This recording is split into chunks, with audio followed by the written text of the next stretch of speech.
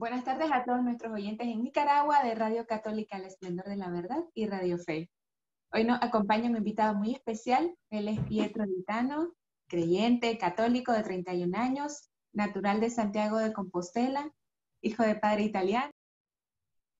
Pietro fue modelo en ciudades como Londres, Milán y Nueva York. Él es licenciado en Comunicación Audiovisual por la Universidad Complutense de Madrid. Tiene un máster en gestión de la industria cinematográfica y también está formado en actuación. Bueno, y podríamos decir muchísimas cosas más de ti, Pietro, pero te damos la palabra, así que puedes presentarte y empezamos cuando desees, Pietro. Y de antemano, muchísimas gracias por acompañar. Nada, gracias a ustedes. De cosas muchas más que decir, en realidad no, ¿eh? Yo creo que está el currículum bastante extendido ya, yo creo que no queda nada más. Hay que decir, lo único, la edad, lo digo que tengo, como no sé si a lo mejor esa información, perdón, no la había pasado actualizada, tengo 32 ya, pero bueno, es un detalle así bastante insignificante, pero bueno. Sí, pues no mucho más que decir. Pues estuve en Galicia, que es como una región pequeñita de España, donde estoy ahora, cerca de, es el norte de Portugal. Ustedes que están en Latinoamérica, pues el origen del idioma portugués viene de la zona, normalmente la gente asocia que es solo Portugal, pero no. O sea, había un reino en España eh, que era, bueno, o sea, en España como península ibérica más bien, que era el reino de Galicia con Portugal, y entonces el territorio que está al norte de Portugal, que ahora pertenece a España, en realidad formaba parte de un único reino, donde el idioma oficial y había reyes muy importantes ahí, en, eh, y la difusión del idioma, que luego fue el portugués, el origen es el gallego-portugués, con lo cual mi región, donde viví toda mi vida, es el trozo de España que pertenecía a ese reino que a día de hoy está dentro de España, vamos, pero que históricamente estaba unido a Portugal, y el origen del idioma portugués que llegó y se exportó a Latinoamérica, pues es en realidad el de por ahí, ¿no? Y no sé si mucho más. Bueno, eso que pasé prácticamente toda mi juventud en Madrid, desde los 19 hasta los 32.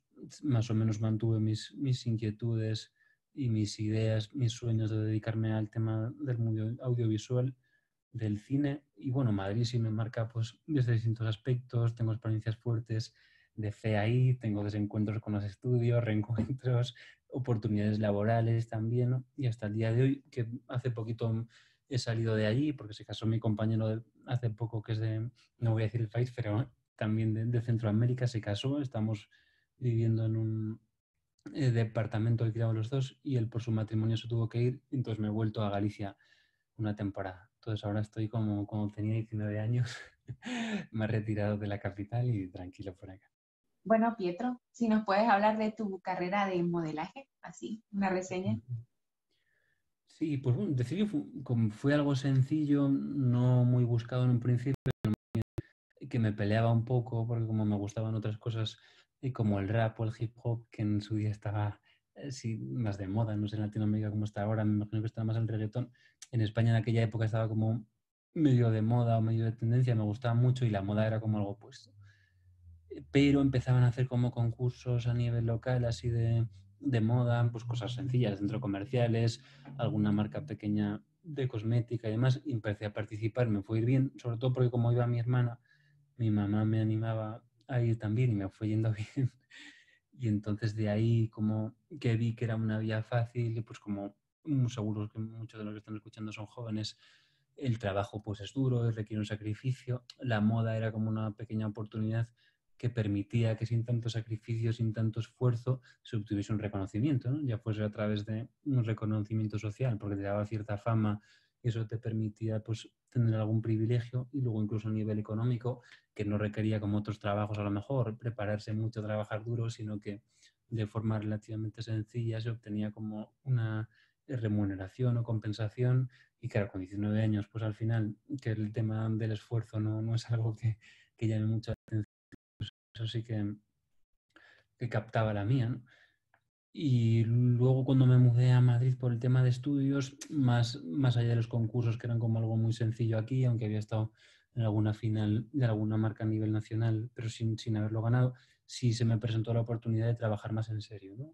O sea, en Madrid está un poco más organizado, hay agencias que se dedican exclusivamente a eso, viven de eso. No sé en Nicaragua cómo está el tema de la moda, pero ahí sí permitían que uno, que más o menos entrase dentro de los patrones o los cánones estándar de belleza, poder como ganar dinero con eso. Hay agencias que son empresas que te cobran como una comisión por gestionarte, y a mí me ofrecieron estar con una. Y claro, con 19 años te empiezan a ofrecer tú los estudios que tienes como la licenciatura, además, que seguro que la tuya, Belén, también.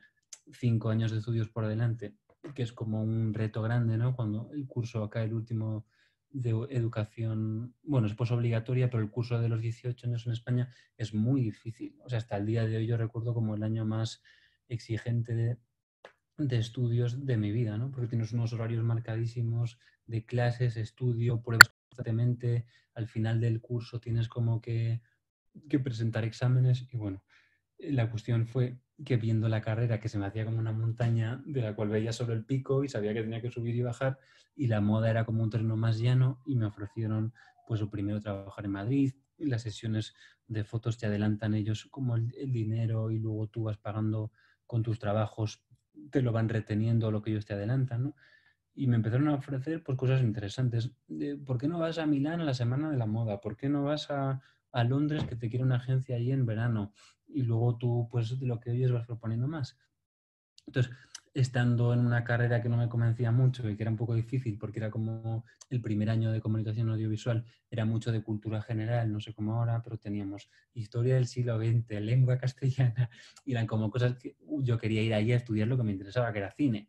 Entonces, como que nos pusiesen cosas tan de cultura general, aunque fuese a un nivel más avanzado, no, a nivel de motivación y de expectativas vitales, pues no me llenaba, ¿no? Pues la edad de la juventud es un momento de búsqueda grande, pienso, y en ese momento, pues la moda permitía mucho más saciar un poco esa sed de conocer, de vivir, de tener experiencias, ¿no? Pues eso, poder viajar con 19 años, que te adelanten parte de los billetes, sabes que vas a conocer el mundo, también chicas muy guapas, que te facilitan mucho la vida, ¿sabes?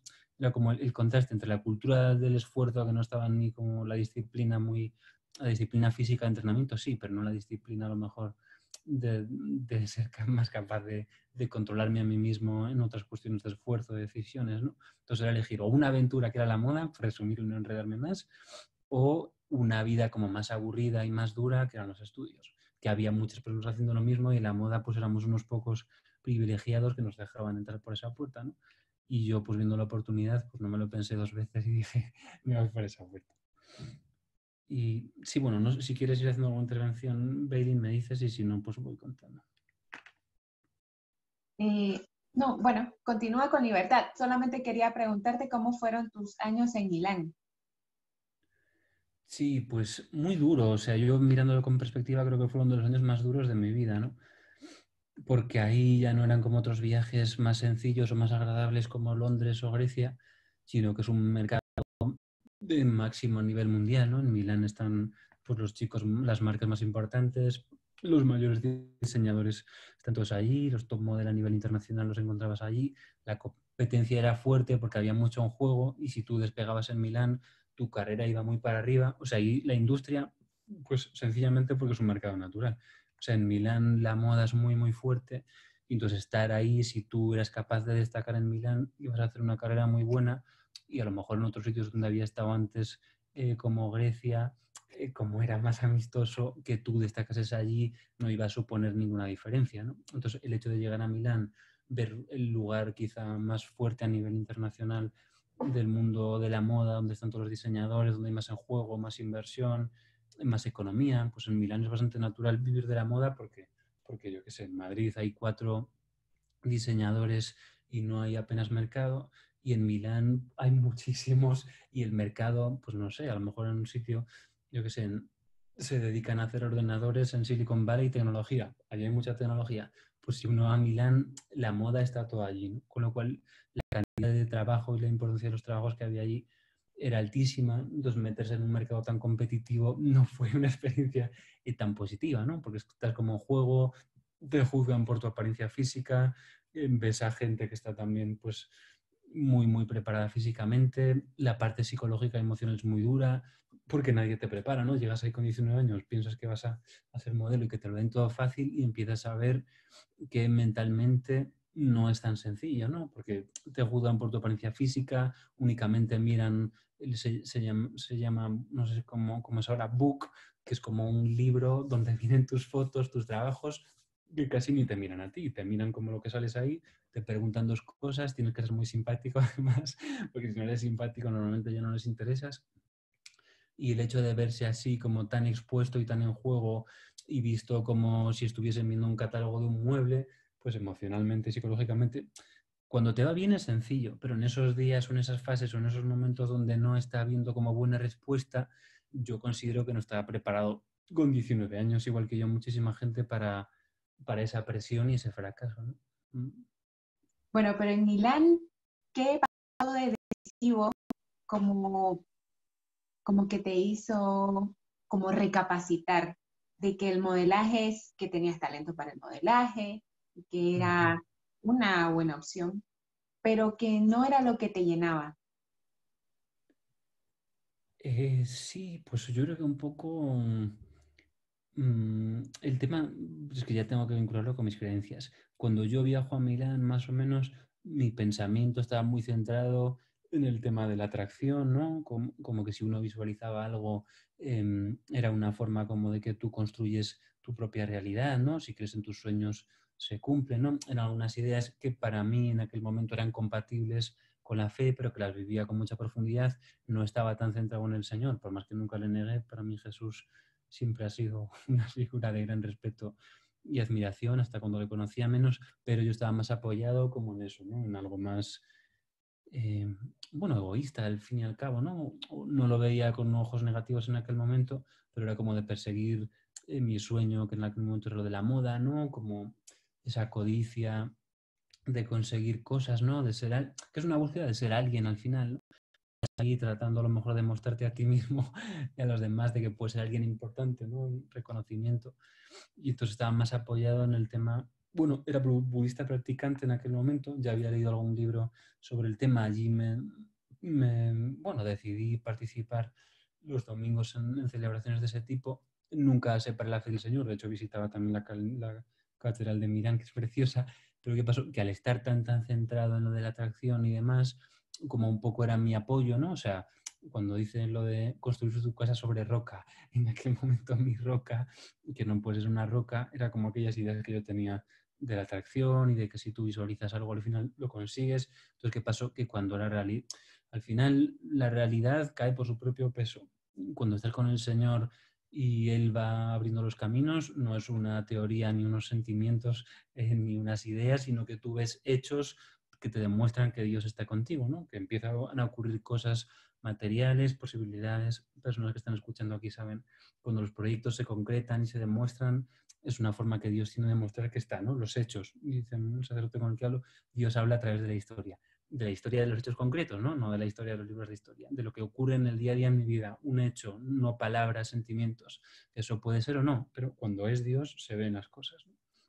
Entonces, los hechos de mi viaje fueron muy negativos, ¿no? O sea, cuando yo estaba apoyado en estas cosas, de lo que yo esperaba conseguir, de mi fe puesta en esta atracción, a lo que luego conseguí, fue muy decepcionante porque aunque sí que estuve muy cerca de conseguir mi sueño y estuve muy cerca de diseñadores grandes y sí tuvieron interés por mí, lo que yo quería, que era hacer el desfile de Armani, no lo conseguí. O sea, me quedé literalmente a la puerta, ¿no? Y el tema de ver que yo lo que había creído, que era que iba a hacer ese desfile y que había apostado como todo por eso y que yo creía profundamente que lo iba a hacer, ¿no? Como mi fe en esa ley de la atracción, por eso la fe es importante que sea en alguien que es el Señor que la puede sostener. Mi fe en eso se vio muy frustrada porque cuando llegó el momento de la verdad de verse si se cumplía y si los hechos respondían a mis creencias, la respuesta fue que no, porque no pude hacer el desfile por el que había dejado, ahora no me voy a extender quizá con eso, pero había dejado Madrid, había interrumpido mis estudios, mi carrera, había sacrificado mucho con dietas, con entrenamientos y demás para estar en Milán y hacer ese desfile, que era mi único objetivo. Lo que yo estaba proyectando era llegar a Milán, hacer el desfile de Armani, pasar de ser modelo a ser top model. Entonces era un sueño pues así, un poco vanidoso, pero era mi sueño con 19 años. Entonces el problema que fue que cuando yo estuve tan cerca, pero llegado a la puerta, se me cierran las narices, no puedo hacer ese desfile, ni siquiera me dejaron hacer el casting, ¿no? Por más que antes me habían visto, pues el hecho de ver que se cerró aquella puerta para mí fue como, pues sí, una desilusión fuerte en esta tontería, ahora lo puedo llamar así, o engaño que era la ley de la atracción, ¿no? Lo que yo creía, de repente veo que no se sostiene, el budismo pues me veo un poco en esta crisis fuerte de repente ver que lo que estaba creyendo que era una mentira, el budismo pues yo qué sé, tiene cosas buenísimas sobre la compasión y una mirada cálida hacia otros, pero no te sostiene, ¿no? O sea, el budismo no está el Señor ahí, esa figura de poder y de amor absoluto que te sostiene. Entonces el problema que fue que un poco la base espiritual de mi vida, que era en esta ley de la atracción y el budismo, cuando llegó un momento de crisis real y de que ver que si se cumplía o no, o sea, la prueba del algodón o la hora de la verdad. Cuando llega la hora de la verdad, veo que en lo que yo estaba creyendo, por más de que había signos que sí, pues me cogen en un Milán en una agencia buenísima, los diseñadores importantes estaban interesados por mí, pero luego cuando llega la hora de concretarse, ¡pumba! Los hechos de la historia demuestran que no, que era una mentira. Entonces, esa crisis y también sí, una forma de autoculpabilidad por haber creído en todo eso me metió como en una espiral de autodestrucción, ¿no? De sentir este desprecio por mí mismo por haber creído una mentira, ¿no? O sea, como el demonio primero te tienta y te dice, oye, créete la mentira, ¿no? Como Eva, cómete esta manzana y Adán porque así vas a alcanzar conocimiento. Esa es la mentira. A mí, cree en la ley de la atracción porque así vas a ser famoso, vas a ser top model. Esa fue la misma mentira comparando. Luego yo voy, me como la manzana, y vas a comer la manzana, yo me como eso de que si creo esa ley, voy a ser top model, me lo creo y luego caes, pumba. Y entonces, ¿qué pasa? Cuando ya te la comes, viene la serpiente y dice, no, no, que se la comieron, ¿no? Se empiezan a acusar unos a otros de quién tenía la culpa. Pues igual, el demonio, después de haberme hecho comer la manzana de la ley de la atracción, del budismo y de la moda, me culpaba a mí mismo de tonto, tonto, tonto, ¿por qué lo hiciste? Entonces hizo una obra maestra, ¿no? Tentarme, hacerme comer y cuando comí, culparme de haberlo hecho. Entonces eso me metió como en un bucle fuerte, ¿no? De, pues sí, duro, de...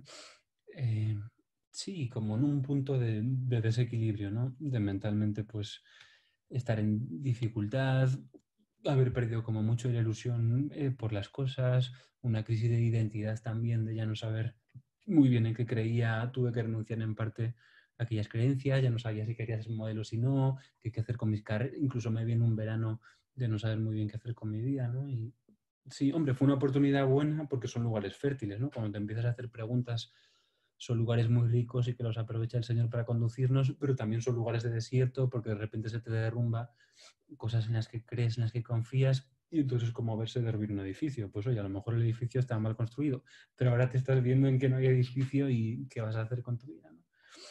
Y un poco el resumen de Binance pues fue eso. Vi que se derrumbó el edificio y tuve como que empezar a construir o a plantearme la vida desde otro lugar. Entonces, bueno, pues fue un aprendizaje sobre todo. Muy bien, Pietro. Hablabas de la ley de atracción y hay muchas personas católicas que han leído El Secreto, ese famoso libro El Secreto. Uh-huh. Bueno, y de hecho tu experiencia con la ley de atracción, pues o sea, comprobaste que es falso. Pero, bueno, quería preguntarte, en tu testimonio tú dices algo así, te voy a leer literal. Uh-huh. Experimentar el vacío del mundo, que las circunstancias te hundan, que los seres humanos no te comprenden y que muchos por miedo te den la espalda. ¿A qué te refieres con eso de experimentar el vacío del mundo? Sí, hombre, eso fue un poquito más, no fue en ese momento fue mi primer momento de crisis así grande. Luego eso fue en otra crisis aún mayor que tuve años más tarde, entre medias encontrar con el Señor y sanaciones, pero luego años más tarde apareció eso. Y, ¿cómo decirlo? Eh, llega al punto que a veces la cruz, que esto creo que lo puede entender un adulto o un adolescente, uno no comprende. O sea, hay algunos momentos de nuestra vida en los que no comprendemos lo que nos está pasando. Pues ahora con la pandemia puede ser fácil, gente que le ha tocado de cerca situaciones de mucho dolor, cosas injustas, o sea, hay momentos en los que uno no comprende su vida y a mí me tocó, igual que a muchos de los que están escuchando seguramente, un punto de no entender, o sea, no entender de verdad y estar molesto por no entender, ¿no? Porque uno considera a lo mejor que es injusto que le esté pasando eso, no ves a Dios por ninguna parte y sobre todo no encontrar consuelo. No, pues yo qué sé, pues uno puede estar fatal y a lo mejor tiene alguien que le consuela muchísimo y en medio de ese dolor, pues por lo menos siente alivio. Pero esto fue un momento en el que pues el Señor me concedió sentir muy poco consuelo, ¿no? O sea que quizá mi sed y mi necesidad de respuestas y de comprender era tan grande que no había, en ese momento sobre todo no encontré como consuelo ni alivio en nada ni en nadie, ¿no? Entonces, creo que es un momento duro y fértil. Creo que fue el momento más fértil de mi vida para conocer a Dios porque sentí eh, no era un abandono real. O sea, vamos un poco como a... No quiero ser víctima porque no lo era. O sea, mi familia trataba de darme apoyo en la medida de lo posible, mis amigos también trataban de comprenderme, algún sacerdote también estuvo ahí. No era un abandono, sino que era una... como que no bastaba, como que aquello estaba ahí y en su pobreza y en su generosidad, pobreza en el sentido de que la capacidad es limitada, ¿no? Intentaban como consolar y dar apoyo, pero no bastaba, o sea, como el dolor era tan agudo, la incomprensión era tan fuerte que me sabía muy a poco, ¿no? Pues yo qué sé, mi familia intentaba lo que podía y eso pues un poco sí me calmaba, pero la herida como era más profunda y la llaga era honda, no bastaba, pues no sé, o sea, como que eso no era un consuelo suficiente para mí. Hola.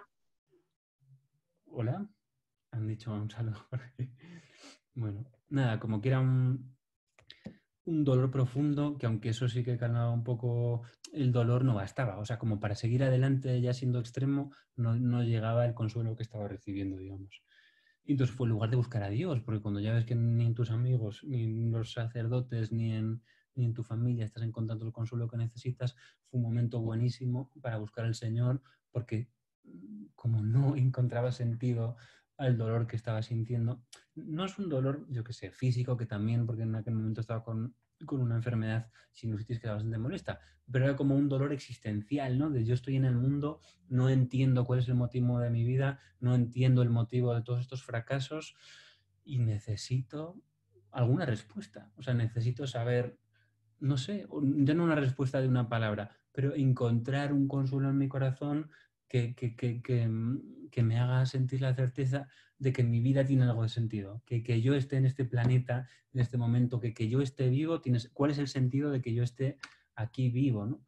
Y eso, como no encontraba el consuelo pues en ninguna parte, ni en amigos, ni nada, creo que el Señor me dejó experimentar como esa sed sed de infinito, ¿no? Que a veces lo dice un sacerdote amigo, solo puede ser Él. O sea, cuando estás como en un punto que tu alma demanda tanto que nada lo puede saciar, la única cuestión es que te pongas de rodillas, que clames a Dios, que le presentes tus lágrimas y lo bueno es que ahí encuentras respuesta.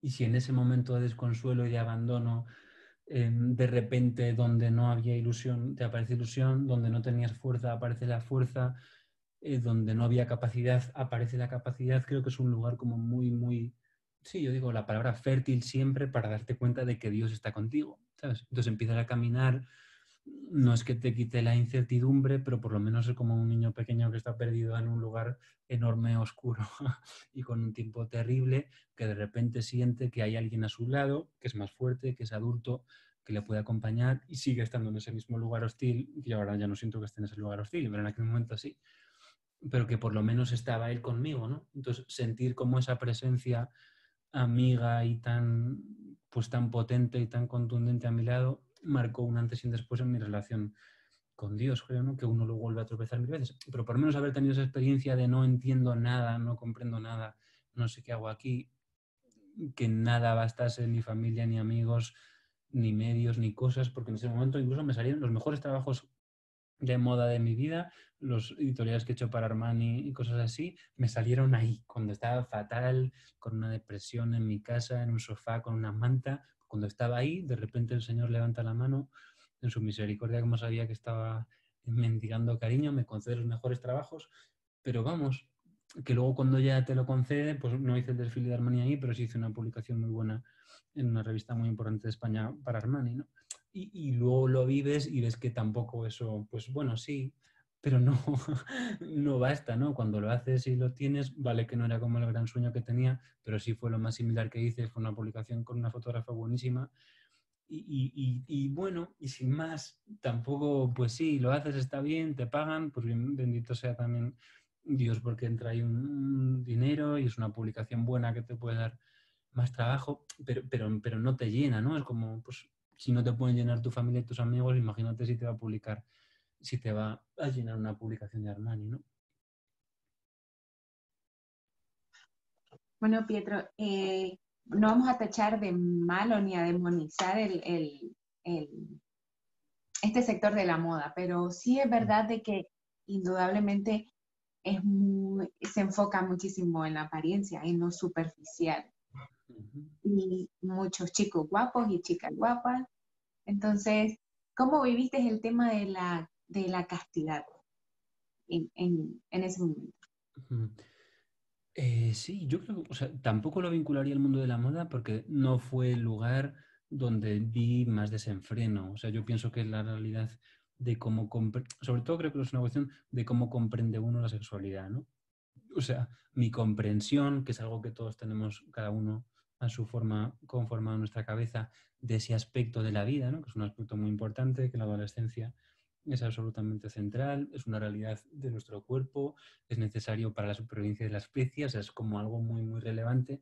Y cómo lo viví yo no se conformó tanto en la moda, sino más bien en sociedad, ¿no? Pues entre amigos, lo que veía en la televisión, los referentes que tenía y sobre todo en la ausencia de referentes. Lo digo un poco siempre que no tuve la suerte de que nadie cercano que fuese una referencia para mí me diese como una visión espiritual de ese tema, ¿no? O sea, recibí pues una educación más, bueno, me dejaron como un terreno muy, muy abierto donde mis influencias pues era lo que podía ver en los medios, ojalá que lo que me decía mi conciencia, que ni siquiera lo llegué a escuchar bien del todo, eh, pero que luego se fue como conformando, ¿no? Entonces yo llegué a la moda un poco con mis ideas un poco ya forjadas entre amigos, que era, ¿cómo decirlo? Mm. El principio, que esto es muy interesante, era mi conciencia, por partir de un punto de que no es formación religiosa que yo tuviese, me decía como que el tema de la sexualidad era algo que convenía sí o sí que fuese dentro del marco del amor. O sea, yo como en mi conciencia, sin haber recibido ninguna educación más allá del ejemplo sobre eso, tenía muy claro que era importante que fuese en un marco de amor. Y cuando ocurriese eso, que fuese con una persona que tuviese una importancia grande en tu vida, ¿no? Que ya estuviese dentro de una relación estable. Esa era mi idea preconcebida de lo que yo había visto, a lo mejor no con el ejemplo de la palabra, pero sí, no con la palabra, pero sí con el ejemplo de los hechos, ¿no? En mi familia o algo así. ¿Qué pasó? Que luego eso socialmente se fue como dañando y quité lo del amor. O sea, hubo como un matiz de lo que en mi conciencia me decía que era esto, como socialmente el tema está como muy, muy desatado e incluso hasta por presión social de que se me pasaba como el arroz, entre comillas, que ya llegaba a una edad en la que consideraba que debía haber tenido mis primeras experiencias, acabé precipitándome por presión social. O sea, aunque mi conciencia me decía, dentro del marco del amor, la presión social me decía, corre, corre, corre, que te quedas de último. Entonces, pues tristemente, en vez de seguir lo que me decía mi conciencia, que hubiese sido mejor, apuré un poco por esa presión de sentir que era el último y que era una experiencia que había que tener, porque socialmente se vende así, ¿no? Como que es una experiencia. Pues oye, tiene algo de experiencia, desde luego, pero reducir a una experiencia la entrega de tu virginidad a otra persona, la entrega de tu cuerpo, creo que es algo que para ser algo que puede ser tan bello y vivido de una forma mucho más plena y mucho más profunda, que es una lástima, yo qué sé, es como si a uno le dan un rubí o un diamante y lo llena de barro, ¿no? O sea, creo que lo bonito es si tú puedes tener la experiencia de alguien que te explique que tienes un rubí, pues seguramente no lo llenes de barro, porque sabes que es un rubí. Pero la realidad es que no se nos explica que tenemos un rubí y entonces pues acabamos llenándolo de barro pensando que es una piedra, a lo mejor, ¿no? Entonces, el trabajo que el Señor fue haciendo conmigo con los años fue pues primero devolverme a mi conciencia, o sea, el siguiente paso, después de malas experiencias que tuve, no a través de la moda, de verdad que insisto que ahí pues puedo culpar a la moda de algunas cuestiones, pero de eso no.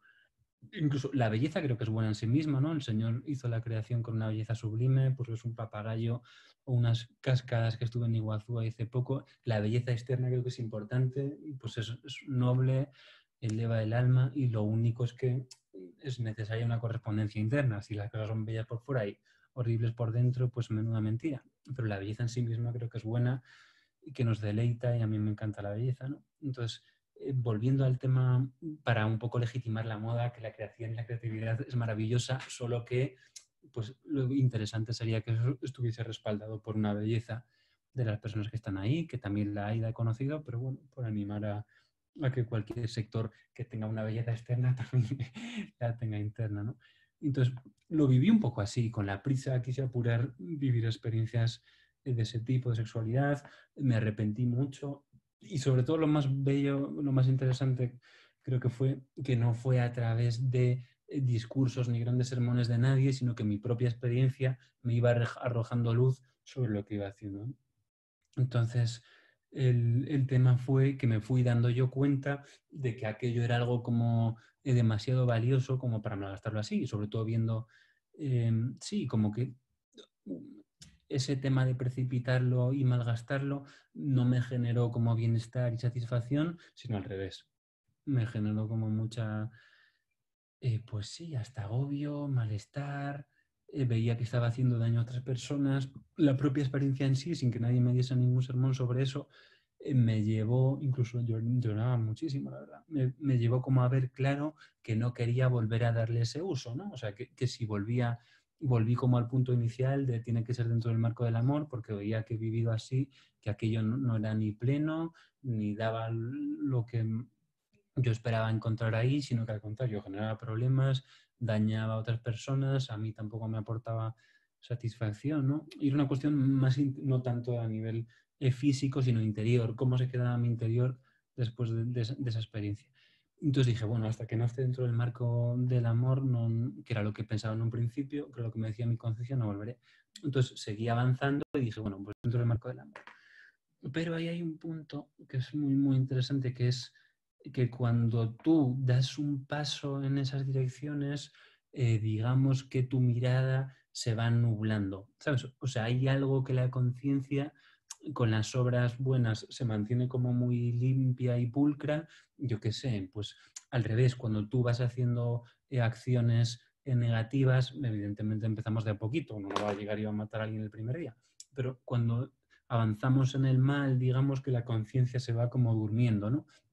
Entonces mi conciencia que en un principio pensaba eso, también fue moldeada negativamente a través de esa experiencia, porque cosas que antes tenían una connotación negativa, al haber pasado a la puerta, es como la borrachera, ¿no? Pues cuando de repente, igual tu conciencia a mí me decía, está mal emborracharse, pero cuando lo haces una vez, como que hay algo que ya haces el clic y dices, aunque mi experiencia no haya sido buena, ya he hecho como el clic, mi conciencia ya no tiene el freno que tenía al principio de no hagas esto que está mal. Entonces quedó como la puerta un poco abierta en ese sentido, continué dentro del marco del amor, eh, pero digamos que viendo que ni siquiera el marco del amor es seguro, porque los compromisos son muy volátiles y los sentimientos engañan mucho, pues también me vi en otra mala experiencia muy poco deseada de hacerle mucho daño a una persona que quería mucho, ¿no? Con la que estaba en una relación, pues nos habíamos hecho promesas importantes, como igual algunos de los que están escuchando, como es natural,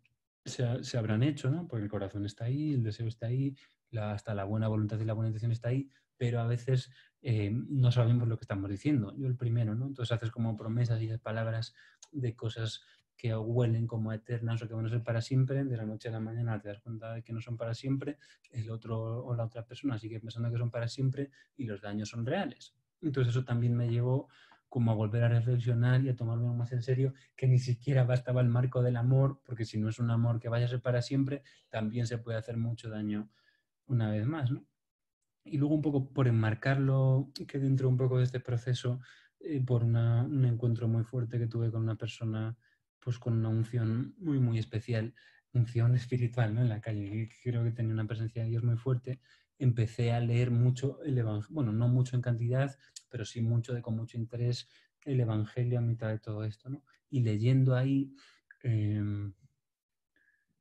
Bueno, sí, cuento un segundo la experiencia con este hombre porque fue lo que cambió mi vida y creo que también está muy directamente relacionado con el tema de cómo avanzó todo, aunque no fue muy claro, ¿no?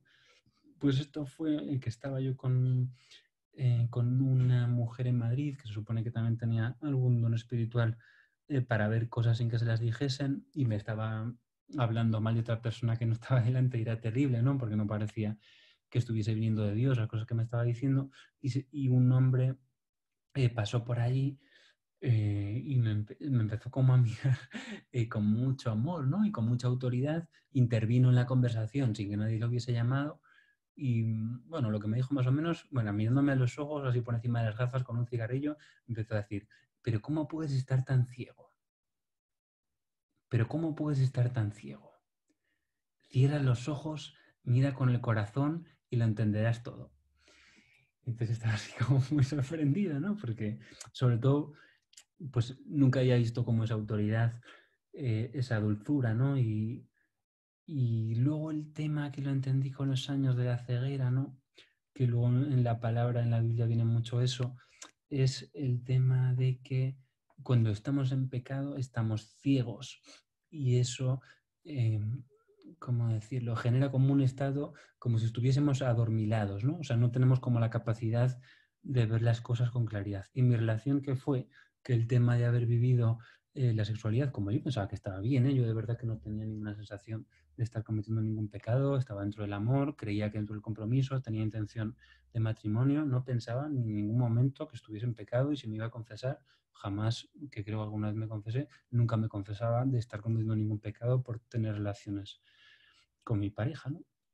Pero ¿qué pasó? Que luego entendí con los años lo de cómo puedes estar tan ciego que quizá el tema de haber tenido relaciones sin haber estado casados con ella eh, me impidió sobre todo conocerla con claridad, ¿no? Que a lo mejor si nos hubiésemos conocido bien nunca hubiésemos llegado como a hacer aquellas promesas tan fuertes de nuestras vidas y demás. Pero como eso tiene una fuerza magnética, física, corporal muy grande, al haber vivido eso, pues realmente te ciega y te genera como una neblina que te impide ver al otro como es, ¿no? Porque como eso tiene una fuerza de arrastre grande, la lástima que veo ahora ya pudiendo vivirlo de una forma distinta es que no te permite conocer bien a la otra persona. Porque como es algo que entra más o menos pronto, pues tú al final no desarrollas mucho la amistad, no desarrollas el conocimiento del otro, no te preocupas por los matices de cómo piensa, porque como eso es algo placentero, gustoso, como fácil, entre comillas, te genera como una sensación de bienestar, entre comillas, donde tú apoyas, tú estoy bien contigo, mucho en eso, y en realidad hay una barrera que no estás conociendo a la persona. Entonces mi ceguera en este caso, pues era una persona maravillosa, le guardo un cariño increíble y de verdad que le deseo lo mejor y me ayudó muchísimo, pero en este caso el tema de haber vivido eso en aquel momento, ¿no? Sin haber tenido un compromiso de matrimonio, fue que como que de alguna forma me cegó y no me permitió conocer a la persona bien y en un momento dado pues me di cuenta de que a raíz de un poco del encuentro con este hombre que no me dijo nada a mi pareja, que no era para mí, que la quería muchísimo, pero que aquella persona no era para mí, claro, los daños fueron terribles, porque imagínate dejar una relación después de esto y entonces el resumen fue que claro, que ya no bastaba el tema de que hubiese amor, porque había visto que haciéndolo con amor y con todo el cuidado, sin saber que era pecado, ya me llegó como hasta que no estés seguro de que es la mujer de tu vida, ni se te ocurra volver a tocar a ninguna mujer, ¿no? Ya el siguiente paso fue como que tenía que ser la mujer de mi vida, entonces me puse a buscar a la mujer de mi vida. Pero dentro de todo esto, lo más claro que me dejó como muy nítido eso y tantísimas otras cosas fue en Jesús, ¿no? O sea, yo pensaba como que la iglesia tenía sus teorías, pensaba que culturalmente había unas cuestiones, pero no sabía si Jesús había hablado con ese tema, porque a veces se piensa que no, y tú hablas con muchísimos creyentes, practicantes de cualquier religión y demás, y no se sabe si Jesús habló sobre eso, parece que no, ¿no? Como que es algo a lo mejor de otro tiempo y que Jesús, no, eso si tú te lees bien el Nuevo Testamento está por todas partes, pero en Jesús, que creo que fue lo que más me ayudó, él habla de forma como muy concreta de eso y cuáles son las consecuencias de vivirlo pues fuera de lo que es el matrimonio y no. Y está en Marcos 7, por si alguien lo quiere leer, es cuando le están diciendo a Jesús los fariseos de por qué los discípulos tuyos no se lavan las manos antes de, eh, antes de comer, como nos enseñan nuestros ancianos, algo así, ¿no? Están hablando un poco sobre la tradición. Y Jesús le dice que no contamina al hombre lo que... O sea, que nada de fuera del hombre puede contaminar al hombre, no refiriéndose a que comer con las manos sucias no te va a contaminar, sino que lo que contamina al hombre es lo que sale de su corazón. Entonces luego a sus discípulos se lo explica porque los discípulos no lo habían entendido y Jesús hace como una enumeración de cosas que es una lista de lo que contamina el corazón del hombre. Entonces eso me ayudó mucho a comprenderlo porque prácticamente la primera es fornicaciones. Y yo pensaba que era como algo que tenía que ver con la sexualidad, pero no pensaba que era como algún tipo de perversión, pero no sabía qué quiere decir. Y fui al diccionario pues con toda mi ignorancia y mi inocencia y encontré que ahí decía era ayuntamiento o cópula carnal fuera del matrimonio. Y dije, ostras, o sea, sencillamente está diciendo que aquí mantener una relación de acostarse con alguien fuera del matrimonio es una fornicación. Entonces, conocer la palabra que había dicho Jesús y que la pone en una enumeración junto con adulterio, junto con malos pensamientos, junto con robos, o sea, con cosas que sí para nosotros, pues robar, matar, tienen como claramente una connotación negativa y sabemos que eso contamina el corazón, pero casi la primera de la lista es las fornicaciones. O sea, Jesús está diciendo, tener relaciones prematrimoniales, no dice si quieres, si no quieres, si es tu novia, sino no. Tener relaciones fuera del matrimonio contamina tu corazón. Claro, y yo, pues para mí fue muy, muy claro, aparte de mi confianza en Jesús, que trato de mantenerla intacta o creciente cada día más, el tema de ver que Él decía de primera mano que eso contaminaba el corazón, habiendo visto mi propia experiencia, fue clarísimo lo que me había pasado, que había sido eso, ¿no? Entonces fue como un aprendizaje, ¿vale? Lo dice Jesús, que para mí es como el gran criterio de autoridad, más allá de que la Iglesia lo dijese, porque nunca me había enseñado cómo lo decía ni en qué se basaba. Pero encontrarlo en Jesús, sumado a toda mi experiencia de prueba-error, para mí fue como clarísimo. Dice, pues mira, yo lo he vivido, ya sé cómo no es, lo he vivido como lo había creído, yo no consideraba que hubiese nada de pecado, pero no creo en Jesús. Si Jesús está diciendo que eso contamina el corazón, pues oye, a lo mejor hay que empezar a planteárselo de otra forma. Y luego un poco compartir la experiencia, ¿no? Yo soy un privilegiado en el sentido de que sé cómo es vivirlo de una forma y de otra, y quizá muchas personas saben cómo es vivirlo mal y cómo es vivirlo bien, pero pocos pueden quizá tener la ocasión de haber vivido relaciones viviéndolas mal y haber tenido relaciones viviéndolas bien. Y es mucho más tranquilo vivirlas bien, o sea, la diferencia de cómo puedes conocer al otro, la intimidad, el amor, la amistad que se genera entre las personas es absolutamente incomparable y la relación es de una calidad muchísimo mayor y te llama a un amor muchísimo más elevado si lo vives preservando eso, porque te cuida, ¿no? Tú sabes, yo soy hijo de Dios, si el Espíritu de Dios está en mí, pues empiezas a comportarte como un hijo de Dios. Y entonces ya no estás pensando en solo cosas pasajeras, ¿no? Que también forman parte de nuestra realidad, sino que apuntas a cosas más elevadas. Y entonces estás cuidando a la persona que tienes delante. Y hay una cosa que es que a mí me ayuda mucho, que es, no sé si lo escuché de Eduardo Verástegui o no recuerdo, era como que tratar a la otra persona, en este caso yo a las mujeres, como te gustaría que tratasen a tu hija, ¿no? O sea, yo pienso, yo tengo una hija el día de mañana, tiene un novio, tiene una relación, y cuando yo incluso estoy tomando decisiones sobre cómo comportarme, creo que sirve para todo, pero especialmente en el tema de la sexualidad ayuda mucho, no sé a las mujeres, pero por lo menos a los hombres, alguna vez que lo he hablado, si tú te imaginas cómo quieres que traten a tu hija el día de mañana y así tratas a la persona que tienes ahí, que en realidad es vivir el amor, ¿sabes? Trata a los demás como quieras que te traten, que está en el Evangelio y es una máxima de comportamiento, ¿no? Entonces, cuando empiezas a vivirlo así y tienes como una mirada un poco más amplia y más generosa, te permite vivir la relación fenomenal, te lo pasas fenomenal también,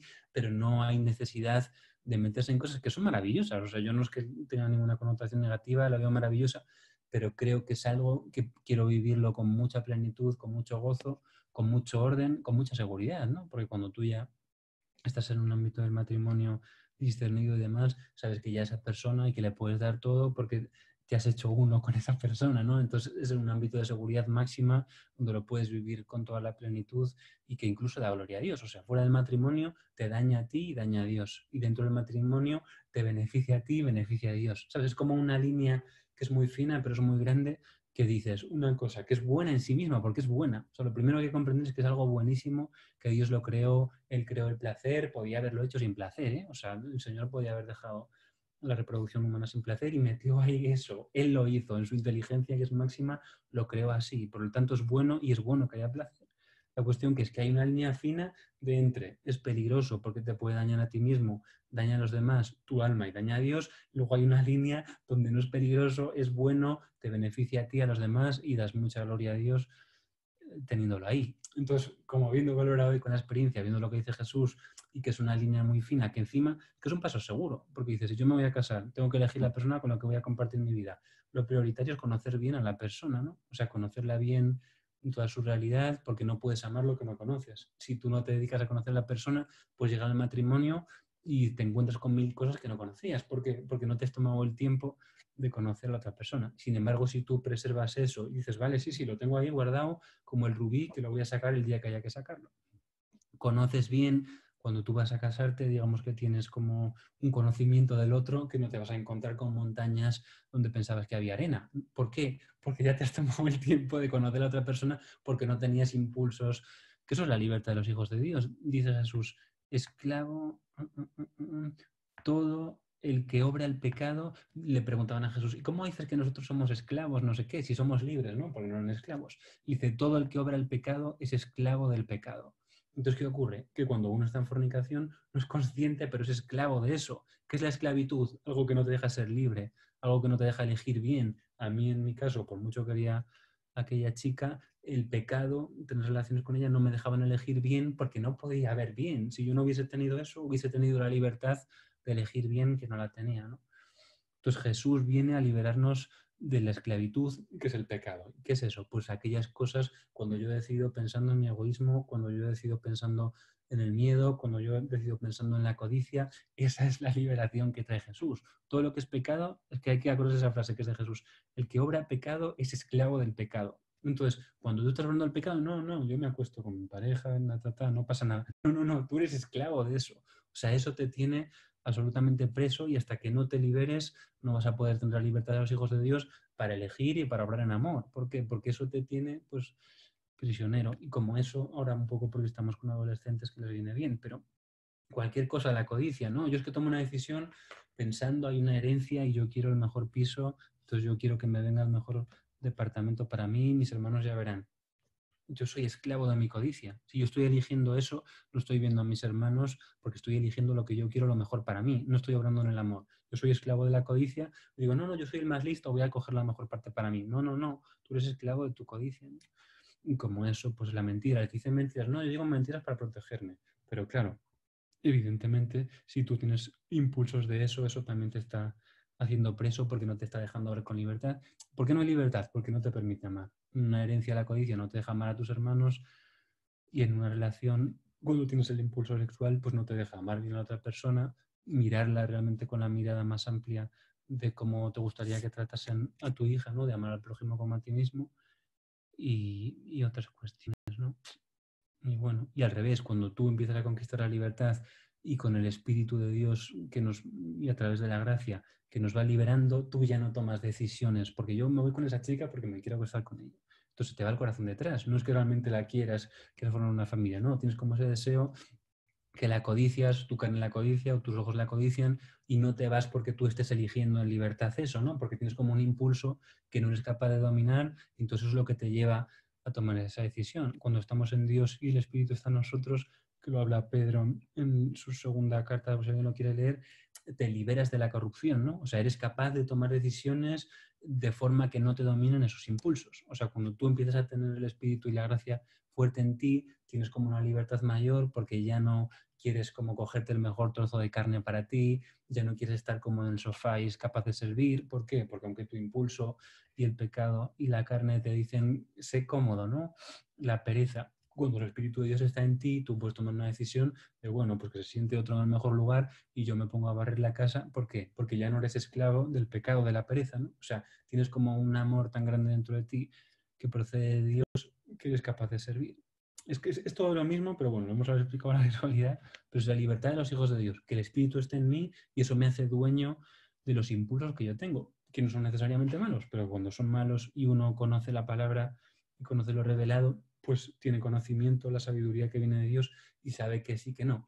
¿Cuál es la consecuencia? Que esto es importante. Cuando yo vivo el camino del Señor, y por eso yo me mantengo muy, muy firme, igual que cuando no lo vives hay consecuencias muy negativas, y como conté antes, llegué a puntos de sinsentido. Al revés, ¿hay cruz en el camino del Señor? Sí, pero cuando tú estás viendo esos caminos, te evitas muchísimas zarzas, muchísimos daños, muchísimas desilusiones, va Él contigo, y sobre todo cuando estás por sus caminos, pues tu vida empiezas a ver como otras cuestiones muy beneficiosas que te convencen. No es solo que te preserva del mal, te pone en el camino del bien, y el camino del bien tiene consecuencias no solo en la vida eterna, que por supuesto son las prioritarias, sino en esta vida ya tu vida empieza a fluir de otra. Los actos tienen consecuencias, ¿no? Y el tema es que cuando estamos en el camino del bien, las consecuencias empiezan a ser positivas. Yo he vivido las dos, vivir en el camino pues, de los caprichos de la carne, de los caprichos de los ojos, de los deseos o sueños que no tenían como un fin bueno de que a los demás, y vi lo que pasó conmigo, ¿no? Destrucción, son caminos del demonio. Al revés, tengo la experiencia en los últimos años de tratar de vivir pegado a la palabra, de vivir como enseña Jesús, de estar cerca de la gracia, de los sacramentos, de la Eucaristía, de la confesión.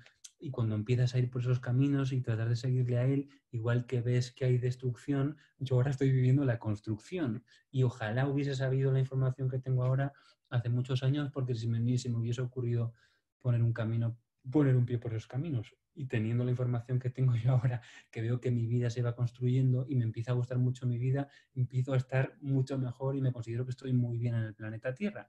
O sea, aquello del vacío, o sea, ahora es el pleno, ¿no? Por más que haya momentos de cruz, que sí que los hay, son duros, pero dentro de que atraviesas por cañadas oscuras, ¿no? Como dice el Salmo, el conjunto te ves y te ves edificado. Yo me veo edificado ahora con 32 años, y de mis 20 a mis 30 han sido como un túnel largo, ¿no? Y dices, qué terrible, o sea, la vida pudiendo ser como algo armonioso y que uno disfruta, a veces la mentira y lo que nos vende la sociedad y el demonio disfrazado de tendencias y de ideas modernas te aparta de lo que Dios quiere, que es que tú puedes estar bien en este planeta, ¿no? Que tú puedes encontrar el sentido de tu vida. Lo otro me estaba alejando y estaba encontrando el sinsentido de mi vida, ¿no? Que es a donde nos lleva el demonio para que acabes matándote. Y al revés, el Señor te va llevando por un camino que es bueno para que sientas el amor. ¿Qué pasaba yo en mi anterior vida? Que era imposible sentir el amor de Dios, porque estaba como tan dañado, tan cegado. Bienaventurados, lo digo alguna vez, los limpios de corazón, porque ellos verán a Dios. Hasta que tú no empiezas a tener tu mirada limpia y no empiezas a liberarte de todas estas cosas del mundo, no puedes ver como la acción de Dios en tu vida. Entonces tu vida es una porquería porque no sientes su presencia. Y al revés, cuando tú empiezas a soltar como esas cosas y esos lastres y empiezas a vivir en sus caminos, empiezas a experimentar el amor de Dios. Entonces la diferencia es como del día a la noche. Y por eso es buenísimo estar con Él, porque pasas del sinsentido y de una vida durísima que no se la deseo a nadie, y que seguro que muchos, por más que estén en el Señor, viven en cierta forma. Y al revés, si tú te tomas el tiempo de conocer lo que Jesús dijo, yo soy el camino, la verdad y la vida, empiezas a caminar en verdad y en vida, ¿no? De verdad son caminos de vida, y tu presencia en la tierra adquiere como un sentido profundo, no solo para ti, porque incluso tú te vuelves como mucho más capaz de que tu vida tenga un impacto positivo sobre la de los demás, porque puedes ayudar, puedes servir, y son cosas, yo que sé. Yo antes, a mí hace 10 años me proponían hacer algo en casa y lo veía como un drama, poner la mesa o algo así, ¿sabes? Era como algo que uno intenta huir, ¿no? Porque no le encuentras el sentido de hacer eso y lo ves como algo que va contra tu bienestar. Y al revés, cuando tú ya empiezas a estar en el Señor y tu corazón está en paz y sientes el amor de Dios, eso te permite a ti ser generoso. O sea, para ser generosos, lo que es importante es descubrir el amor de Dios, porque puedes ser generoso de verdad, ¿sabes? No lo haces como a regañadientes, que es mejor hacerlo a regañadientes que no hacerlo, pero con ese paso de experimentar sus caminos te permite luego tú ser una bendición para los demás, porque como el Señor te bendice a ti, tú tienes también capacidad de darte, ¿no? Y al revés, cuando tú estás en los caminos del mundo, que no estás lleno de nada bueno, pues por sus frutos los conoceréis. Esos árboles, pues yo estaba seco porque eres casi incapaz. Bueno, luego siempre hay compasión y hay siempre semillas del reino de Dios y seguro que todo el mundo tiene algo bueno que está haciendo. Pero si nos gustaría, si uno tiene el deseo de hacer una vida como más plena para uno y que incluso tu vida pueda ser una bendición para los demás, primero necesitas ser llenado tú de Dios y de amor para luego poder darte sin que eso sea, oh, tengo que poner la mesa. No, pues la pones porque sabes que eso le va a dar alivio y descanso a otra persona. Es como una transformación que es desde dentro, pero no que le haces tú. Que tú abriéndote, primero es un proceso de vaciado, de renuncia, de soltar las cosas que te están dañando, luego es ir dejando día a día, que es un proceso continuo, ¿eh? No es que uno llega a un estado donde ya está. Todos estamos en lucha todos los días y es duro, ¿no? Pues la tentación está ahí, la confusión está ahí, discernir no es fácil, pero por lo menos si uno tiene el mapita que es el Evangelio, ¿no? Para seguir y saber por dónde es el camino, pues por lo menos pues vas con mapa, ¿sabes? No estás en la jungla que no sabes dónde pisas, que te pica una culebra, que te metes en la cueva del lobo, no. El Evangelio es como el mapa para ir por esta vida. Si tú sigues lo que pone ahí, vas a ir por un camino seguro que va a llegar a un buen fin, ¿no? Y luego eso incluso te vas a sentir mejor, no te van a picar las víboras, no te van a comer los leones, pero bueno, requiere como esa humildad. Pero sobre todo yo creo que el espíritu está muy vivo, el espíritu nos enseña, ¿no? Dice la carta de Juan, la unción nos enseña, todos hemos recibido el bautismo, eso desde dentro el Señor nos va hablando, por más que luego pues a través de sacerdotes, de lecturas o de la iglesia nos va hablando a través de amigos y demás, pero el tema es que como el espíritu está vivo, si estamos un poco atentos a los impulsos, yo es lo que le animo a la gente, no soltarle grandes discursos a nadie, porque gracias a Dios el espíritu está vivo y la unción enseña, ¿no? Como dice la carta de Juan, no sé si 1 Juan 3, 1 Juan 4. Entonces, si uno está abierto a seguir esos impulsos buenos, eso es también la brújula que Dios te pone. Entonces, no es tanto como que a mí me expliquen todo y yo lo entiendo, que a veces es necesario. Pero si uno está teniendo un impulso bueno, hacer un voluntariado o en la noche leer un poquito la palabra, ¿sabes? Como creo que es muy importante que la gente confíe en el Espíritu Santo. Quien esté bautizado y esté sintiendo impulsos buenos, lo importante es escuchar esa voz, darle valor, saber que Dios te está hablando a ti ya y que esos impulsos es la voz suya que está dentro de ti que te está diciendo. Entonces no hay como una receta, no, porque a uno a lo mejor le está proponiendo una cosa, a otro otra. Y la medida en que tú sigues eso, luego ya eso va creciendo, pero hay que darle cabida y espacio, ¿no? Pero yo creo que sí, si se escuchan esos impulsos que están dentro de cada uno, luego yo qué sé, no, Dios de repente no te va a convertir del mayor pecador al mayor virtuoso, no, pero a lo mejor cuando uno está en un momento así de mucha oscuridad, te pone un impulso bueno que tú vas a elegir, voy a seguir esto y voy a empezar este camino o voy a seguir donde estoy y no quiero que me moleste, Señor. Yo creo que con que tengamos la humildad de escuchar esa voz y de hacer esa pequeñita cosa, luego Él va a ir haciendo, no es como, no, yo de hoy a mañana ya todo perfecto y todo santidad. No, pues esa es la dirección, pero lo importante es escuchar y reconocer eso que ya me está diciendo a mí hoy, eso que me está proponiendo a mí hoy, para que si yo le doy hueco, pues el espíritu también va en aumento, ¿no? O sea, si el Señor ve un alma dócil y le pone una cosa buena de ve a un voluntariado o yo qué sé, o cuida a tu abuela, o de repente, pues cuida la misa de los domingos, o vete a misa 10 minutos antes. A cada uno puede ser una cosa muy, muy distinta. O lee un salmo, hace una oración con un salmo, no lo sé. O entra en tu habitación y ora allí, no lo sé. Pero si esa persona escucha eso, ve que eso es bueno para ella, luego el Señor, de a poquito y de forma muy sutil, el Señor lo que es como decía el hombre que me cambió mi vida, es la clase y la elegancia. O sea, el Señor nunca es nadie invasivo que vaya a venir a quitarte nada, sino al revés. En la medida que sabe que tú estás preparado para algo, Él va dando como con dosificador. O sea, Él nos va a pedir siempre en la medida de nuestras posibilidades. Nunca te va a quitar nada, sino que son siempre propuestas sutiles y a la medida del momento de cada uno. Entonces, pues el Señor es un señor y es un caballero porque sabe lo que le puede pedir a cada uno y es como muy poco invasivo. Es como lo más suave, luego pues hay momentos donde hay cosas más difíciles, pero en principio mi experiencia con el Señor es que es tan suave y tan progresivo que es como una brisa, pues espíritu en hebreo es femenino y es brisa, no Espíritu Santo. Es como esa brisa suave que nunca te va a violentar. Es algo que te va a proponer cambios tan pequeñitos que en principio, yo que sé, es algo que uno lleve ya una vida de mega pecado, que a lo mejor intenta sencillamente quitarte de ahí, pero yo ni siquiera. Yo cuando estaba en los peores momentos de mi vida, siempre han sido como pasos pequeñitos, asumibles, que tú solo te tienes que preocupar de dar ese paso. Hoy, no tienes que preocuparte de mañana ni de pasado. ¿Qué me pide a mí el Señor hoy? Si yo estoy atento a esa voz, no tengo que pensar en ningún gran plan, ni en ninguna gran maravilla, sino que escucha hoy la voz del Señor, no endurezcas tu corazón y ya está, día a día, y mañana si me levanto será otro día, pero con lo de hoy basta, ¿no? Y no sé, es un camino muy suave, gustoso también, pienso, ¿no? Y es lucha, pero es que es tan incomparable el camino del mundo con el camino del Señor que ya no quiero ni imaginar lo que será en la otra vida, pero ya en este mundo es tan ventajoso y tan sublime y tan bueno para el alma estar en sus caminos, que es como cuando saboreas como algo muy, muy bueno y tienes experiencia de eso, es difícil que venga otro como a darte algo malo, ¿no? Cuando tú tienes experiencia de lo bueno, de verdad que ya lo has probado y que no te lo cuentan y sabes lo bueno que es, a mí ahora me pueden venir a ofrecer aquí 1000 clases de pecados. Luego el demonio se vuelve más útil y te trata de poner cosas más disfrazadas. Pero cuando tú tienes experiencia de lo bueno y los caminos de Dios, es que el pecado ya no es algo que tú digas, no, bueno, voy a pensármelo. No, no, no, es que yo ya he probado eso, ya no ni siquiera el pecado, me refiero, yo ya he probado lo del Señor, sé que esto es tan bueno que no necesito que me vengan a proponer ninguna porquería, porque no, porque yo ya sé, como el que, no lo sé,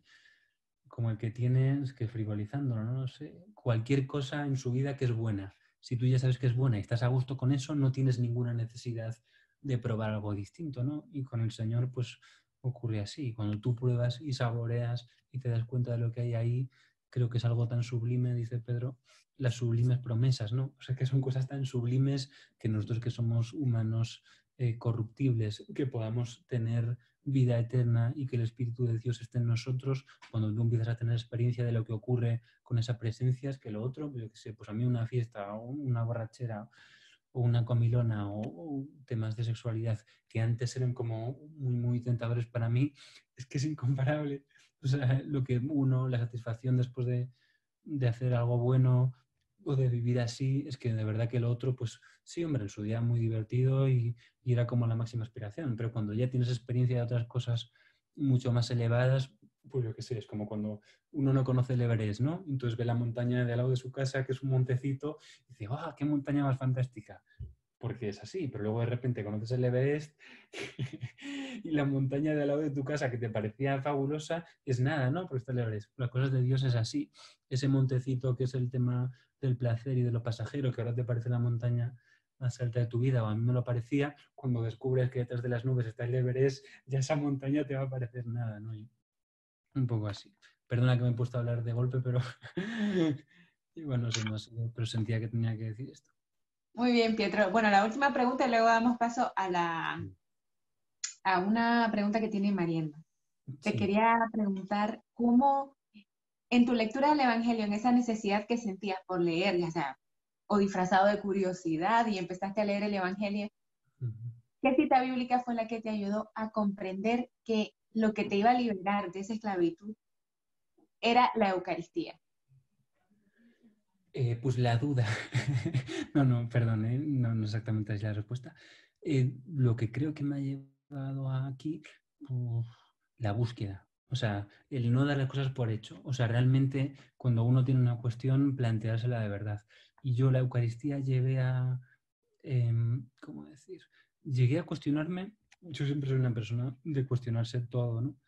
Que puedes, a veces es muy bueno, a veces es muy malo. Creo que mirándolo en conjunto es muy bueno, pero dudaba mucho de la iglesia porque había visto un testimonio, estaba a punto de confirmarme, pero me entraron como muchas dudas en ese momento, en 2013, por ahí. Entonces, un sacerdote que se había luego pasado a otra confesión, creo que evangélico, decía que decía que la Eucaristía era un sacrilegio católico. Entonces yo, como soy una persona muy buscadora, ya me puse a buscar ahí el origen, de dónde viene, tal, no sé qué, y estaba asumiendo la posibilidad de que a lo mejor era un sacrilegio. Entonces imagínate, yo es que soy un alma que no se cansa de buscar constantemente. Entonces, en esa duda que yo iba como a hacer mi confirmación, con una duda tan fuerte y tan esencial, en esa lectura nocturna que mantenía del Evangelio, me salió de Jesús: el que come mi carne y bebe mi sangre, habita en mí y yo en él. Claro, entonces te imaginas, de Pietro con su cabeza, después de ver un testimonio de un sacerdote que parecía muy creíble, diciendo que era un sacrilegio católico, yo leo en Jesús, que para mí siempre ha sido el camino, la verdad y la vida, el que come mi carne y bebe mi sangre permanece en mí y yo en él. Y digo, poniendo un poco de sentido común, La Eucaristía es el pan que cuando se levanta dicen, esto es mi cuerpo. Cuando el sacerdote levanta el cáliz, esto es mi sangre. En la Eucaristía nos dan a comer la carne, el cuerpo de Jesús, y si tenemos la suerte ahora menos con la pandemia, a beber su sangre. Entonces yo estaba tan destruido que leí eso y dije, bueno, a mí el testimonio de este señor, todo el respeto, no me interesa nada porque contradice directamente lo que dijo Jesús. O sea, esto no es un sacrilegio y menos católico en el sentido de que se lo haya inventado la Iglesia, porque es algo que ya Jesús está hablando de ello hace más de 2000 años, ¿no? Entonces volví a ir a misa, pero no como antes, sino uno, sabiendo que como estaba tan destruido porque era un momento de mucha oscuridad que comentaba, cuando iba a comulgar estaba tan destrozado por dentro que necesitaba eso, realmente que Jesús habitase en mí. O sea, necesitaba realmente que Él habitase en mí porque estaba tan destrozado por mis estudios de actuación, que bueno, sabéis que los actores tienen muchos problemas emocionales, psicológicos, por todas las cosas que tocamos de nuestro pasado, flexibilización de emociones, pensamiento y demás, y tocar cosas que son un poco delicadas. Entonces yo estaba en un momento de muchísima destrucción y necesitaba que Jesús viniese a habitar dentro de mí. Entonces mis compañeros casi iban al psicólogo, yo no estaba yendo en ese momento, pero sí hablaba con una psicóloga por teléfono porque necesitaba ayuda, pero necesitaba como que viniese a habitar en mí. Entonces empecé a ir a misa eh, con ese punto del creyendo firmemente que si comía su carne y bebía su sangre iba a habitar en mí y yo en él. Claro, y cuando tú empiezas a ir a misa sabiendo que Jesús va a habitar en ti y tú en él, no es como ir a misa un domingo para entretenerse porque voy con mis padres, es que vas ahí con el deseo y con la necesidad, que es más grande que el deseo, de que Jesús habite en ti porque estás destrozado, porque tu mente está en un lugar complicado, porque tus sentimientos son muy contradictorios y tienes emociones que no son buenas, que son insanas, malas para ti, para los demás. Entonces mi necesidad era tal de sanación que empecé a ir a misa anhelando al Señor y necesitándolo como el aire que respiraba, pero de verdad porque me asfixiaba, no se estaba bien dentro de mí, ¿no? Entonces cuando uno empieza a ir a misa y había tenido esa depresión, lo que decía antes, de estar en un sofá, había dejado la carrera otra vez, con manta y depresión, y cuando el Señor me concedió esos trabajos tan buenos y demás, en medio de eso, justo después, decidí volver a intentar acabar mi carrera, que estaba en cuarto ahí, y empecé como a ir a misa, animado por un sacerdote con el que hablo hasta el día de hoy, que le tengo muchísimo cariño y que me ayudó un montón, que me dijo, oye, Pietro, ahora que te vas a confirmar, que yo me iba a confirmar por compromiso con él, porque en aquel momento estaba en plena crisis, ¿por qué no vuelves a aumentar tu frecuencia de los sacramentos? Entonces empecé a ir a misa, pero con eso, de que si me comía su carne y me bebía su sangre, Jesús iba a habitar en mí y yo en él. Y fue increíble. O sea, lo que no había sido capaz de saciar, que comentaba antes, en muchísimos meses con mi familia, ni con mis amigos, ni con risas, ni con diversión, porque todo me dejaba casi más vacío que antes y me daba como una sensación de, sí, como si la vida no tuviese sabor de verdad, o sea, como de estar, había perdido hasta el sentido del humor, que fue una cosa tremendísima, ¿no? Que se dice rápido, pero nada me hacía gracia, ¿no? Llegaba a un punto de tanto vacío existencial que no encontraba tal. Y sin embargo, yendo a misa, yo creo que como en una semana, lo que no me había curado ni con la psicóloga que hablaba con ella por teléfono, ni con mis amigos, que es un poco lo que tú decías antes, que me escuchaban, pero no me bastaba porque no me sentía comprendido y hasta me miraban como con cierto rechazo porque como estaba yo en una crisis tan grande, la gente no está preparada, algunos sí, los que están muy en Dios, pero en general no estamos preparados para sostener crisis grandes de otras personas. Y el que diga que sí, o te miente o realmente Dios está en él. O sea, los seres humanos somos tan débiles que cuando algo nos supera, nuestra comprensión, nuestra empatía, de alguna forma se nos ve el esqueleto, ¿no? O sea, la pobreza. Y yo en este caso sentí que a lo mejor la crisis que yo tenía era tan grande que las personas que estaban a mi alrededor no estaban preparadas porque no comprendían. Cuando tú no comprendes algo, pues por mucha buena intención que tengas, entonces me miraban como con cierta distancia de decir, uy, en aquel momento, ¿no? Entonces, para mí lo que se volvía como una existencia donde había mucha incomprensión de mi vida por mi parte, en una semana yendo a misa todos los días, tuve como una sanación interior tan brutal y mental y emocional que me quedó clarísimo que había sido Jesús. O sea que, digo, lo que no había sido posible, ni con psicólogos, ni con amigos, ni con familia, ni dejando mi carrera, ni volviendo a mi casa de mis papás, que me daban todo hecho. O sea, todo el amor que yo podía recibir humanamente lo estaba recibiendo. Y eso me consolaba un poquito, pero no bastaba. O sea, la herida abierta en mi interior, mis entrañas ahí desangrándose, seguían en el mismo estado, por más que por fuera podía parecer más tranquilo. Y no, y la Eucaristía, o sea, que Jesús viniese a habitar en mí fue lo único, y lo sé, claro, porque cuando yo qué sé, cuando uno se está muriendo y se toma de repente algo que le hace revivir, pues sabe que fue lo que le hizo revivir porque sabe lo que no le bastó para revivir. Y para mí en ese momento que fue la crisis más fuerte de mi vida, pues yo qué sé, es como cuando un enfermo está muy, muy enfermo. Si toma una medicación que le da bien, de repente sabes qué fue lo que te sentó bien porque sabes que el antes y el después. Y para mí la Eucaristía fue eso. O sea, en ese momento de crisis profundísima, sobre todo de estar dañadísimo en mi interior por la vida que había vivido, ya no solo el tema de la sexualidad y demás, sino cosas de actuación que había desatado mucho la ira en mi interior y cosas muy, muy negativas, que estaba como en un punto de, nada, mucha destrucción, viviendo como una vida muy piadosa, pero habiendo cultivado sentimientos terribles de odio a través de mi trabajo, ¿no? Pero una realidad en mi interior que me tenía muy, muy destrozado.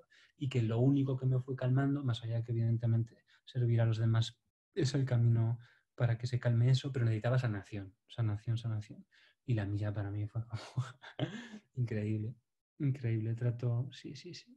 O sea, como ir ahí todos los días, sentí el médico del alma de verdad, pues yo qué sé, en una semana pasé, pues no sé, de estar en mi casa tirado sin hacer nada porque no podía, a sacar las mejores notas que había sacado en toda la carrera hasta ese momento, pude completar fenomenal el año, dejé la escuela de actores en ese momento, que luego la retomé más adelante porque estaba al límite, ya no podía emocionar psicológicamente, les expliqué ahí a ellos que me llegó como un colapso.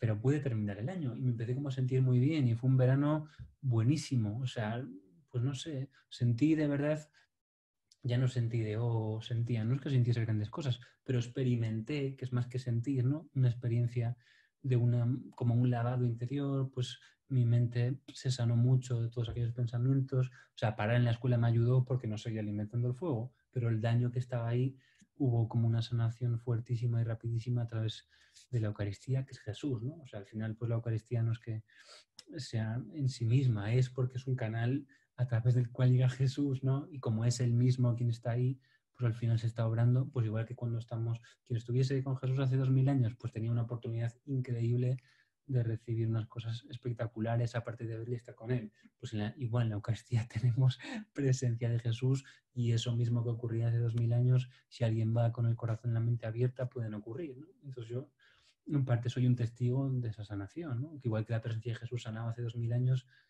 ahora sigue sanando, ¿no? Entonces cuando uno está en una situación de dificultad, pues tienes, yo qué sé, como el que está cojo y de repente deja de estar cojo, sabe lo que le quitó la cojera, pues quien está dañado por dentro y deja de estar, ¿no? Sabe quién le quitó ese daño interior, ¿no? Y la misa pues fue increíble, ¿no? Muy bien. Marielma, tenías una pregunta. Sí, bueno, a mí me gustaría si nos podías contar un poquito si tienes algún proyecto en mente o estás trabajando en algo ahora actualmente. Sí, bueno, Marina me conoce, me la pone muy fácil. Sí, sí, gracias, Marina. Pues estamos trabajando con un socio que montamos bueno, monté una productora de cine que luego providencialmente el señor rescató a través de mi socio de haber estado parada. Puede haber estado parada 2 años. Nuestra asesora dice que es la única empresa que resucitó. Y entonces en esa empresa resucitada, ¿no? Por el caso del Señor, el Señor a veces nos permite que nos estrellemos, ¿no? Y que luego nos levanta de las cenizas para que nos quede claro que es Él, ¿no? Porque si no, si uno no se siente ese fracaso humano, a veces duda y dice, no, es el Señor o soy yo. Yo veo a personas que tienen carreras muy buenas, pero que no llegaron a fracasar, y entonces todavía medio piensan que tienen gran parte del mérito. Al revés, en este caso fue como, al saber que fue un fracaso absoluto, también está la claridad de que fue el Señor que nos levantó. Estamos con un proyecto que está creciendo muchísimo a nivel internacional a través de personas que como Mariema nos ayudan muchísimo también, que es un documental sobre la misa que se llama El beso de Dios, que va a salir en España. Ya tenemos un acuerdo con mínimo 30 cines para salir. Y en Latinoamérica, en México y no sé si 40 salas más. Bueno, o sea, una cosa que ha venido llovida del cielo. Es un documental sobre la misa, pero fuertísimo. Están gente muy, muy reconocida así a nivel de expertos internacionales sobre la misa. Canta la Mesa, que es cardenal, que es el predicador del Papa del Vaticano. Scott Hahn, que es un escritor muy conocido americano, que era pastor protestante y que luego a través de la misa también entró en la fe católica. Estamos intentando que un actor de Hollywood también entre ahí. Y es un poco como permitirle a la gente abrir la puerta, que igual que nosotros hemos tenido experiencia del poder y de la presencia de Jesús en la misa, otras cosas nuevas que el Señor con el tiempo fue mostrando a través de la misa, compartirlas con la gente. Sobre todo porque creo que hay como un velo enorme que a los creyentes les impide acceder a las cosas de Dios, ¿no? O sea, hay como, puede ser la costumbre o la tradición o la falta de fe o cuestiones mentales humanas que están lejos del deseo de Dios, que es muy superior a cualquier cosa que podamos imaginar. Entonces, este proyecto en parte trata de ser como un velo que se quita, ¿no? No sé si sé explicarlo mejor. O sea, como tratar de romper como esa barrera que igual que Jesús cuando muere se rasga el velo del templo, que eso significa que se abre el acceso al lugar santo donde estaba el Arca de la Alianza, ¿no? O sea, este proyecto pretende un poco romper como esa distancia que hay entre Dios y sus hijos, ¿no? Que creo que es un drama, ¿no? Y que las vidas, como muchos de los que estamos aquí, seguro que María también tiene un testimonio muy potente de eso, la vida empieza a tener sentido y color cuando uno empieza a experimentar que es hijo de Dios. ¿Y cómo experimento que soy hijo? Cuando siento que mi padre se preocupa por mí y me quiere. Y entonces creo que la llamada de Dios desde Jesús es esa, romper ese velo de ese templo y que lo que estaba prohibido para el pueblo, que somos nosotros ahora como parte del pueblo, ¿no? A través del bautismo, que tengamos el acceso directo al Padre, que es lo que históricamente el demonio intenta asegurarse de que no exista, ¿no? Que no haya intimidad con Dios. Si yo no tengo intimidad con Dios, no me siento hijo de Dios. Si no me siento hijo de Dios, ni voy a poder experimentar su amor, ni voy a poder darlo. Y el proyecto este, es el beso de Dios, es un título que nos regalaron, pues trata de ser, o sea, quizá es como el beso implica cercanía, ¿no? El proyecto trata de que la gente pueda volver a sentir la cercanía de Dios y abrir un poco el camino para que la gente tenga vías y descubra pues cómo tener ese acceso a Él, ¿no? Creo que es una llamada fuertísima del Señor a, a tener como esa intimidad con Él y es que es redescubrir la vida. O sea, el punto de lo que el demonio no le interesa que tenemos intimidad con Dios es porque redescubres tu vida y las vidas sin sentido como lo podía ser la mía, ya no es que uno se meta en ninguna cuestión en concreta. Pero si tú buscas al Señor, Él te busca 1000 veces más a ti. Y cuando estás en ese lugar, como que tu vida se reinterpreta. Empiezas a ver tu vida con otros ojos y con otro sentido. Y estar en esta tierra ya no es como una pesadumbre, sino que empieza a ser algo que te da plenitud, donde puedes estar a gusto. No sé, es como muy fuerte. Y el proyecto Gracias Marienma, pues trata de reflejar esa vida, ¿no? Que igual que nosotros hemos sido tocados y empezamos a vivir como esa... Es que es una realidad de que Dios es mi Padre. Es que hasta que yo no empiezo a vivir eso, pues toda la religión es como una pegatina o un cuadro, ¿no? Es algo que está fuera de mí. Pero cuando yo empiezo a experimentar en mí mismo que Dios tiene ese amor, pero para experimentar eso creo que nos toca a todos romper esa barrera. O sea, el velo ese, quebrarlo y permitirle a la gente de verdad tener... pues sí, es que es acceso a Dios, que tú tengas acceso a Dios y Dios acceso a ti. Tenemos la Eucaristía, que es sobre lo que trata el documental, los sacramentos, tenemos la palabra, tenemos los voluntariados, pero es que es necesario, tenemos el descanso, que es importantísimo entrar en el descanso también, o sea, que la gente pueda realmente experimentar a Dios, porque la vida es tocada desde ahí, ¿no? Y entonces no hay ni pandemia ni nada que te quite la paz. Pero claro, el trabajo del mundo es evitar eso, ruido, confusión, planes, distracciones, para que no puedas a través de Jesús pasar ese velo, entrar con el Padre y estar como en ese lugar de protección. Bueno, Pietro, muchísimas gracias. Ya estamos en tiempo. Bueno, solamente mencionar que Marienma Posadas, que nos acompaña, es la autora del libro No tengas miedo y que en su charla, que será próximamente, pues nos hablará un poquito de cómo te conoció, cómo fue tu colaboración con el libro. Así que bueno, Pietro, tus palabras de despedida y quiero agradecerte muchísimo tu generosidad por habernos acompañado esta noche. No, Y hombre, esta a tarde para ustedes, iniciar. sino a ustedes, a Marienma también, que estoy aquí en parte a través de ella, que ella está remando ahí en su barquita, dura, ella tiene ahí, dura de pelar en el buen sentido, ¿no? Es una persona con una convicción enorme.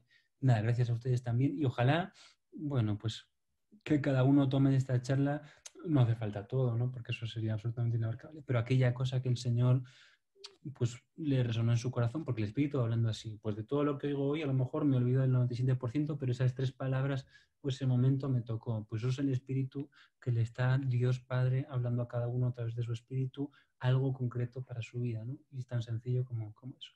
Bueno, y que hagamos mucho el bien, que somos el cuerpo de Jesús, ¿no? Y como decía este hombre tan sabio, somos sus manos, ¿no? Y bueno, no quiero cargar una responsabilidad. Primero experimento el amor de Dios y luego cuando ya estemos en ese lugar de sentirnos parte de su cuerpo, pues también poder hacerle presente, ¿no? A través de nuestras obras. Pero creo que es primerísimo el paso, atravesar el velo, estar con el Padre y desde sentir el amor, pues que la obra sea una consecuencia de sentirnos, y más que sentirnos, de sabernos amados por él y tener experiencia con hechos, que María más otra testigo aquí, que cuando uno le abre la puerta a Dios y le busca y se acerca a él, los hechos en tu vida empiezas a ver con mucha claridad cosas que eran imposibles y que Dios las va haciendo. Cuando empiezas a tener esas experiencias y sabes que Dios está vivo y se preocupa por ti, luego tú puedes también ser testigo, no solo charlando, que a veces también, sino que tu vida sea, pues sí, no, pues un testimonio de amor y al final pues le llega el amor de Dios. Y ya no me enrollo más. Venga, muchas gracias y que el Señor bendiga a todo el mundo ahí. Y mucho ánimo a todo el mundo. Muchísimas gracias, Pietro. Y bueno, Nada, buenas tardes a todos nuestros oyentes en Nicaragua, a quienes nos acompañan a través de Zoom, a quienes nos acompañaron esta noche. Y gracias a ti, Pietro. no, Gracias, suerte al Marisma. Señor sobre todo. Y hasta el próximo sábado. Cuídense mucho. Adiós.